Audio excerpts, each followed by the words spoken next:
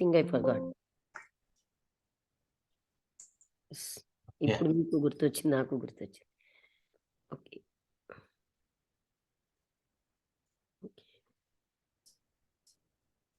ఒకసారి ఉండండి. You cannot minimise zoom when you are recording this meeting.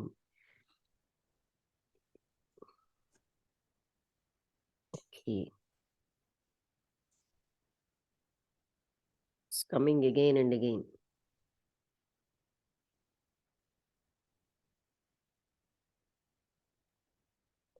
అంటే ఇతను ఏది శ్రీనివాస్ లేడు ఇవాళ. సో ఇది తను డ్రాగ్ చేసేవాడు ఏంటో.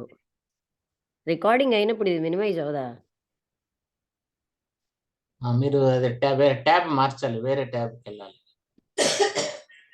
అంటే దానికి అదేదో ఆల్టర్ ఏదో అంటా ఉన్నాడు కదా ఆ రోజు. కాదు, దీని యొక్క ఎడ్జ్ పట్టుకుని టెక్స్ట్ ఇన్వైట్ మ్యూట్. నాకు ఈ లాగడం వచ్చేది కాదు. ఓకే.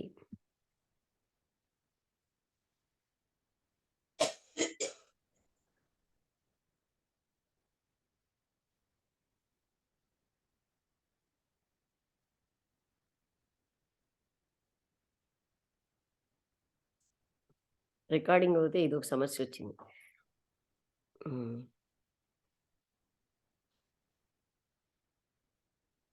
మీరు ల్యాప్టాప్ లో ఉన్నారా? yes, that is why that clarity is coming. మీరు ఇది ఆల్టర్ బటన్ ఉంది కదా మేడం, దాన్ని ప్రెస్ చేయండి ఒకసారి. Alt tab. Alt and tab. Alt tab. But it is not going. Alt button tab press చేయాలి సైమల్టేనియస్ గా. బట్ ఐఎమ్ నాట్, అంటే వెళ్ళట్లేదే ఇందులో. ఇది పని చేయట్లేదా? అంటే ఇందులోనే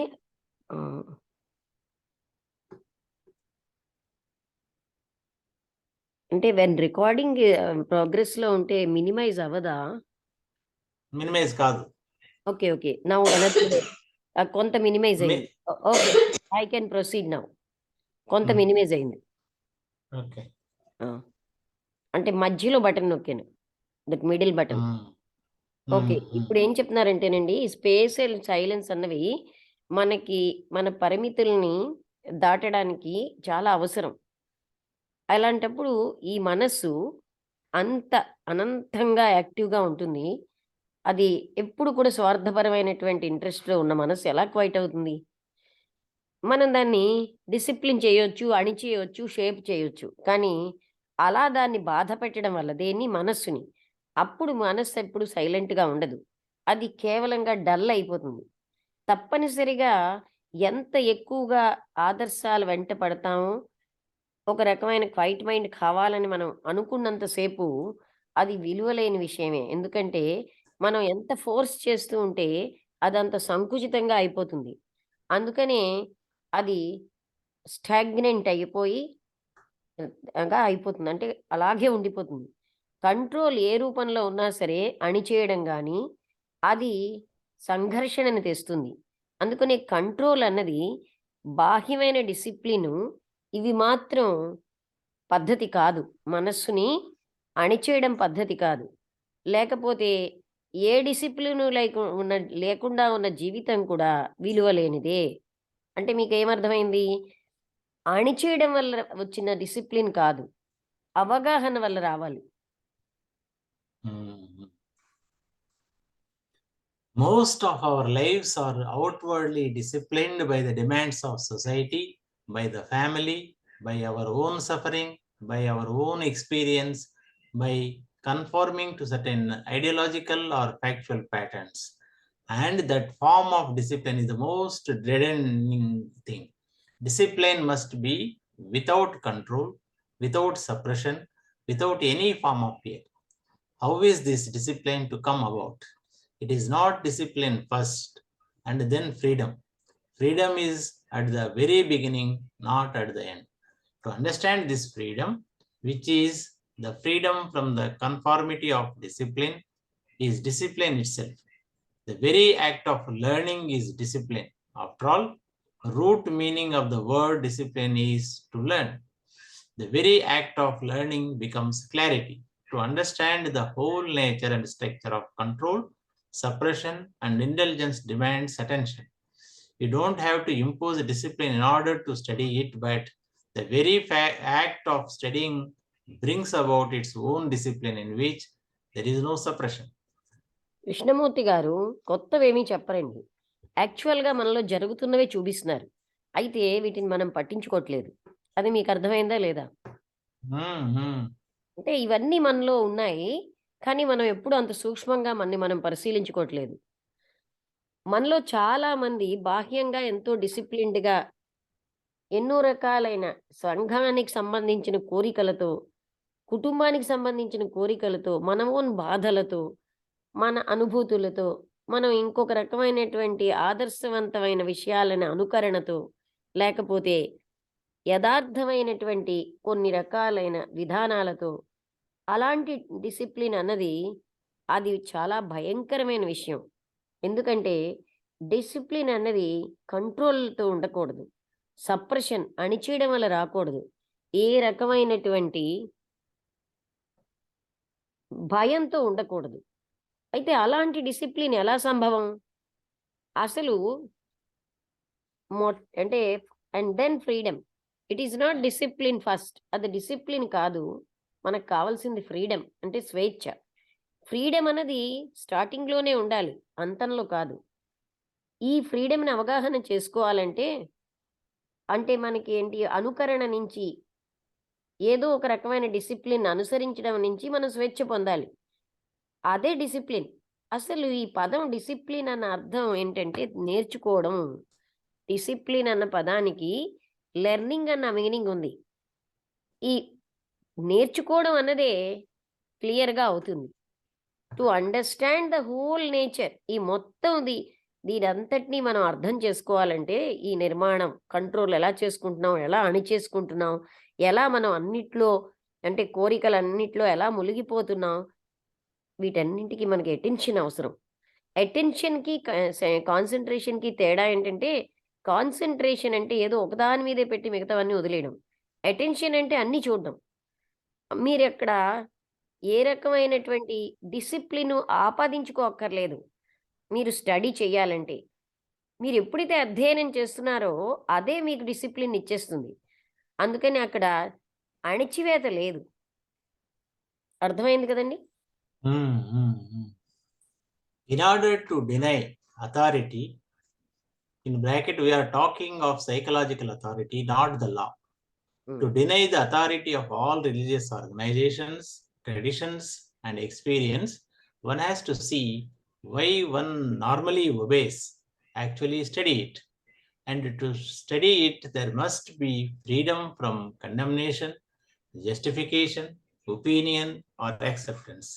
Now, we cannot accept authority and yet study it. That is impossible. To study the whole psychological structure of authority within themselves and within ourselves, there must be freedom. And when we are studying, we are denying the whole structure. And when we do deny, that very denial is the light of the mind that is free from authority. Negation of everything that has been considered worthwhile, such as outward discipline, leadership, idealism, is to study it. Then that very act of studying is not only discipline but the negative of it, and the very denial is a positive act. So we are negating all those things that are considered important to bring about the quietness of the mind.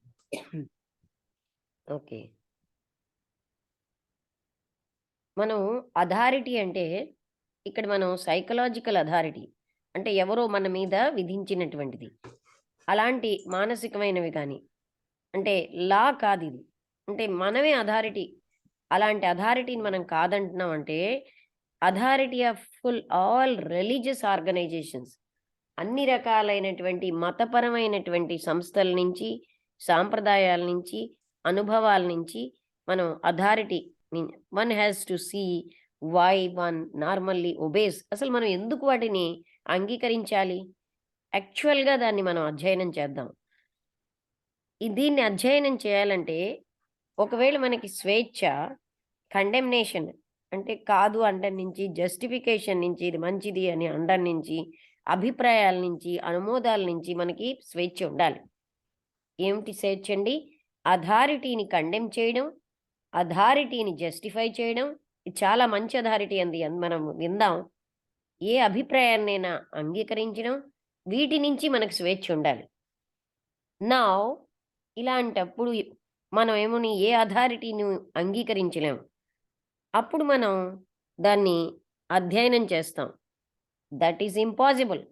నేను అథారిటీని అంగీకరించకుండా నేను అధ్యయనం చేస్తానన్నది అసంభవం.